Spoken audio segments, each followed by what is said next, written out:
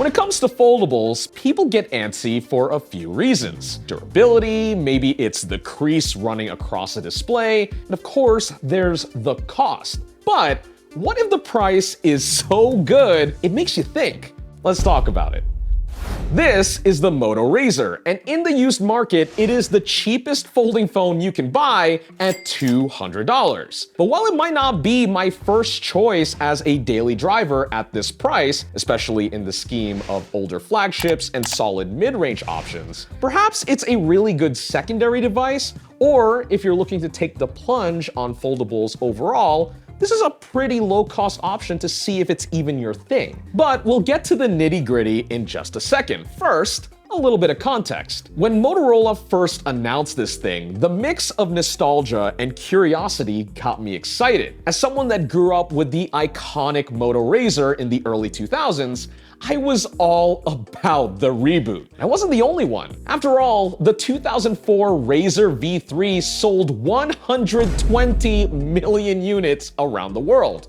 Gotta take a breath there. Not only is this an impressive number, but it also makes it the best-selling clamshell phone ever. So, with folding smartphones reaching their proof of concept arc heading into the 2020s, Motorola figured it was time to continue the legacy. It's funny, Austin and I were actually invited to the announcement keynote in LA, and it was probably the worst event we've ever attended. And welcome to the loudest video I have ever made.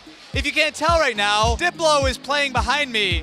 It's quite loud here. It almost felt more like a party than it did a work function, which didn't inspire much confidence when it finally came time to gather our thoughts for our YouTube video on it. And the overall reception of the phone wasn't favorable among reviewers long-term either. But now in the present day, considering I bought this for $200, which is way less than the $1,500 it went for a few years ago, along with the benefit of hindsight, I've learned to appreciate it a bit more. The $1,300 discount didn't help that, did it? Mm-mm. Is that 80% off?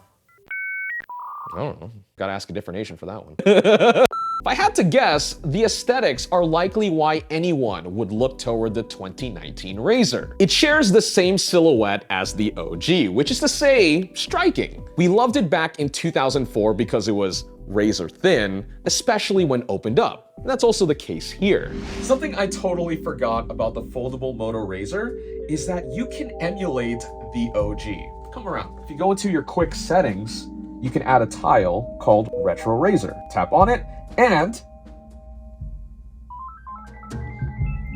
so what can I actually do with this? Messaging? Oh, it just brings up text messaging. Okay, that's a little... So it's just a glorified launcher. Yeah, pretty much. It does have a sizable chin, which is kind of taboo in this day and age of thin bezels, but personally, I can give this a pass. Nothing against chins, because I have two of them. Flip the phone open and you're greeted with a 6.2-inch P-OLED screen. By 2023 standards, the picture quality and resolution is nothing to write home about. But what I'm really impressed by is how Motorola minimized the screen crease while folding the phone. It all has to do with its clever hinge mechanism, which does two things. One, it increases the radius of the fold, which you can actually see the screen dip in to distribute the pressure so it's not just hitting one part of the screen. And two, the whole screen physically shifts into the chin to further reduce strain. The result is a less distinct crease that you'll only really notice if the phone's off. Pretty neat. If I have any concerns though, it would be with durability. Remember, this phone came off the heels of the controversial first generation Galaxy Fold, when consumer folding phones were going through major pain points. The RAZR might have a gapless design, which minimizes debris and dust from hitting the main display while folded up. However, being one of the first foldables to hit the mass market, the RAZR screen is noticeably soft. Look past the screen and the hinge has clearly seen better days. I mean, literally, this is a used phone, but I mean, come on. Oh, whoa, whoa, whoa, no, no. Austin threw me his Z Flip 4 and, oh, that's what a hinge should be like. In fact, look at that. Oof, it stops anywhere you want it to. Ooh.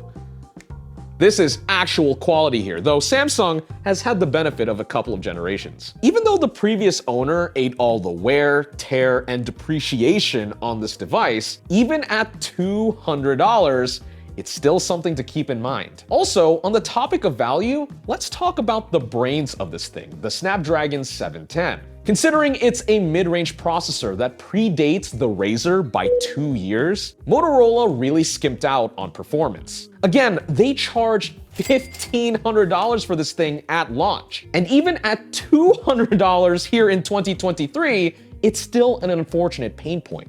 Compared to Samsung, who released the first Gen Z Flip a few days after the RAZR and included a 1-year-old flagship Snapdragon chip, Motorola really dropped the ball here. Now, it's not horribly slow for normal casual use, but start gaming or multitasking and it starts to fall apart a bit. Now, if there's anything I like about the RAZR compared to the competition, it's the cover display. With a bigger screen, you're able to take selfies easier, have better access to media controls, and see more notifications. In fact, I remember Austin's old Z Flip with the little tiny screen. You could barely do enough on that. Considering it took a few generations for the Z Flip to catch up to this level of functionality, credit where credit's due to Motorola. And this got me thinking about where the company is as a whole. At its peak, Motorola was a leading mainstream brand with plenty of premium options a decade or so ago. But now, they're not necessarily a small name, but it definitely lives in the shadow of what it once was. Now under Lenovo, and claiming a decent share of the low and mid-range smartphone segment. But it's not to say they haven't tried to return to form. I'm under the impression that they get how hard it is to break into the high-end market, to go up against the Samsungs and Apples of the world. Hence why they tossed a Hail Mary with the RAZR early on. While this phone ended up being a flop, it was at least viable enough for Motorola to iterate year over year, all the way to current day, with rumors of one including a body-sized cover display, which would be sick. However, what gets me most excited is the concept they showed off at this year's MWC in Barcelona. So we're here at MWC at the Lenovo booth taking a look at is it called the RIZR? What is it officially called? Is it a concept? It's a proof of concept. This is called the Motorola Rollable proof of concept. Of course, the RIZR, or RIZR, whatever they end up calling it, is still a proof of concept, so it's far from perfect. I do have some concerns with durability since the screen is actually rolling exposed under the phone, and also the whole mechanism is motorized, which certainly can be another point of failure. In fairness, the custom case they designed for it seemed to work to address some of these issues, and it might even inform how they construct the chassis if they do put this to market. But really, my favorite point about this phone is the form factor, or form factors. The size of this thing in its most compact mode